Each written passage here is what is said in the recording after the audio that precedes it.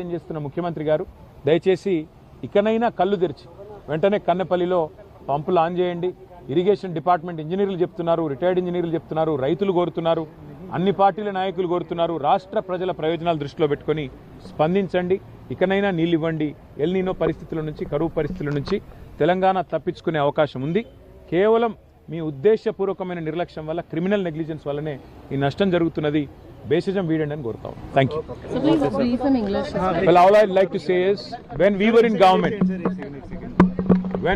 government in Telangana from 2014 until 2023, we have revived number of Sikh industries in the state of Telangana.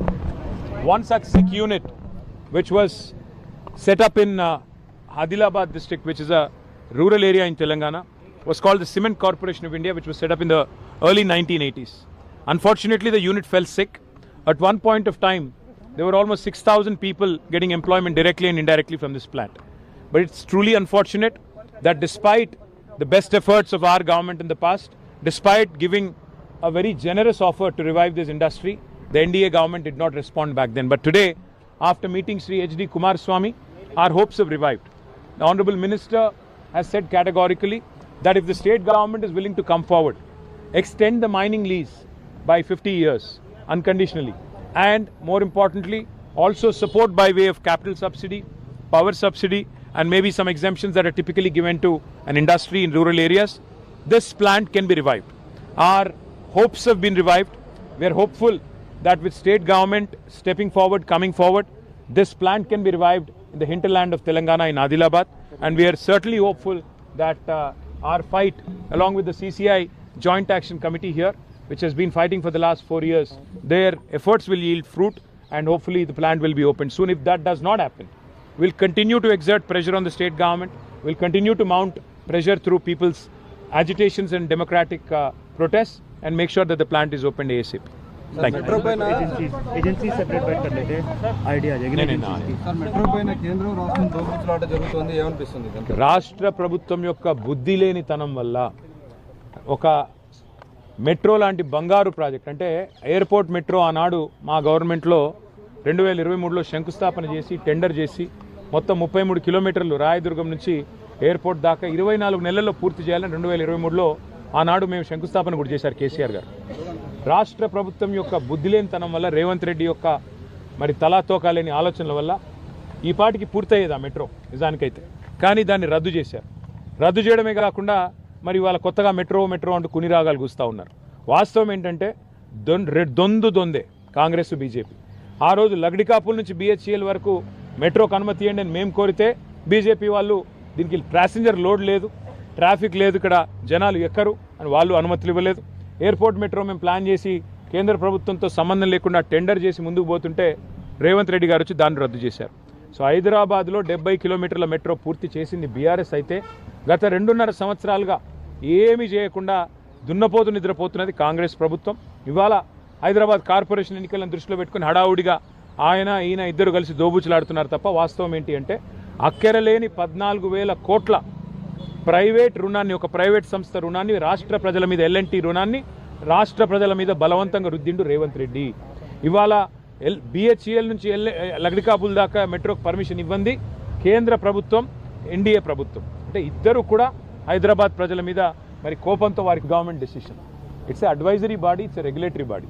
అంతేగాని వారు సంపూర్ణ అధికారాలు వారికి లేవు మేడిగడ్డ మీద కానీ ఇంకోటి కానీ.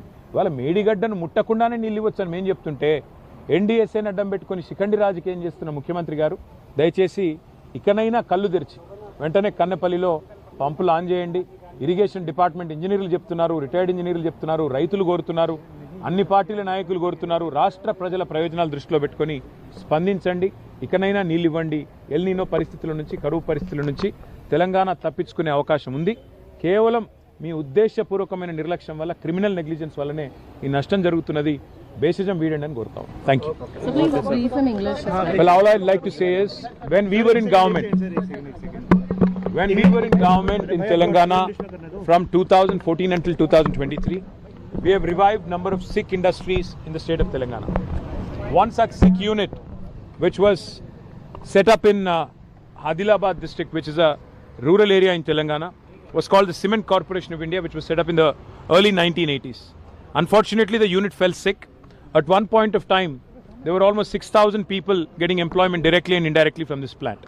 But it's truly unfortunate that despite the best efforts of our government in the past, despite giving a very generous offer to revive this industry, the NDA government did not respond back then. But today, after meeting Sri H.D. Kumaraswamy, our hopes have revived. The Honorable Minister has said categorically that if the state government is willing to come forward, extend the mining lease by 50 years unconditionally, and more importantly, also support by way of capital subsidy, power subsidy, and maybe some exemptions that are typically given to an industry in rural areas, this plant can be revived. Our hopes have been revived. We are hopeful that with state government stepping forward, coming forward, this plant can be revived in the hinterland of Telangana in Adilabad, and we are certainly hopeful that our fight along with the CCI Joint Action Committee here, which has been fighting for the last 4 years, their efforts will yield fruit, and hopefully the plant will be opened soon. If that does not happen, we'll continue to exert pressure on the state government, we'll continue to mount pressure through people's agitations and democratic protests, and make sure that the plant is opened ASAP. Thank you. Agency separate बैठ कर लेते idea आ जाएगी ना agencies की। Sir metro పైన కేంద్రం రాష్ట్రం దోపులాట జరుగుతుంది ఏమనిపిస్తుంది దానికి? రాష్ట్ర ప్రభుత్వం యొక్క బుద్ధి లేనితనం వల్ల ఒక మెట్రో లాంటి బంగారు ప్రాజెక్ట్, అంటే ఎయిర్పోర్ట్ మెట్రో ఆనాడు మా గవర్నమెంట్లో 2023లో శంకుస్థాపన చేసి టెండర్ చేసి మొత్తం 33 కిలోమీటర్లు రాయదుర్గం నుంచి ఎయిర్పోర్ట్ దాకా 24 నెలల్లో పూర్తి చేయాలని 2023లో ఆనాడు మేము శంకుస్థాపన కూడా చేశారు కేసీఆర్ గారు. రాష్ట్ర ప్రభుత్వం యొక్క బుద్ధి లేనితనం వల్ల, రేవంత్ రెడ్డి యొక్క మరి తలాతోకా లేని ఆలోచనల వల్ల ఈ పాటికి పూర్తయ్యేది ఆ మెట్రో నిజానికైతే, కానీ దాన్ని రద్దు చేశారు. రద్దు చేయడమే కాకుండా మరి వాళ్ళ కొత్తగా మెట్రో అంటూ కుని రాగాలు కూస్తూ ఉన్నారు. వాస్తవం ఏంటంటే దొందే కాంగ్రెస్ బీజేపీ. ఆ రోజు లగడికాపుల్ నుంచి BHEL వరకు మెట్రోకు అనుమతి ఇవ్వండి అని మేము కోరితే బీజేపీ వాళ్ళు దీనికి ప్యాసింజర్ లోడ్ లేదు, ట్రాఫిక్ లేదు, ఇక్కడ జనాలు ఎక్కరు అని వాళ్ళు అనుమతులు ఇవ్వలేదు. ఎయిర్పోర్ట్ మెట్రో మేము ప్లాన్ చేసి కేంద్ర ప్రభుత్వంతో సంబంధం లేకుండా టెండర్ చేసి ముందుకు పోతుంటే రేవంత్ రెడ్డి గారు వచ్చి దాన్ని రద్దు చేశారు. సో హైదరాబాద్లో 70 కిలోమీటర్ల మెట్రో పూర్తి చేసింది బీఆర్ఎస్ అయితే, గత 2.5 సంవత్సరాలుగా ఏమీ చేయకుండా దున్నపోతు నిద్రపోతున్నది కాంగ్రెస్ ప్రభుత్వం. ఇవాళ హైదరాబాద్ కార్పొరేషన్ ఎన్నికలను దృష్టిలో పెట్టుకుని హడావుడిగా ఈయన ఇద్దరు కలిసి దోబూచులాడుతున్నారు తప్ప వాస్తవం ఏంటి అంటే అక్కెరలేని 14,000 కోట్ల ప్రైవేట్ రుణాన్ని, ఒక ప్రైవేట్ సంస్థ రుణాన్ని, రాష్ట్ర ప్రజల మీద L&T రుణాన్ని రాష్ట్ర ప్రజల మీద బలవంతంగా రుద్దిండు రేవంత్ రెడ్డి.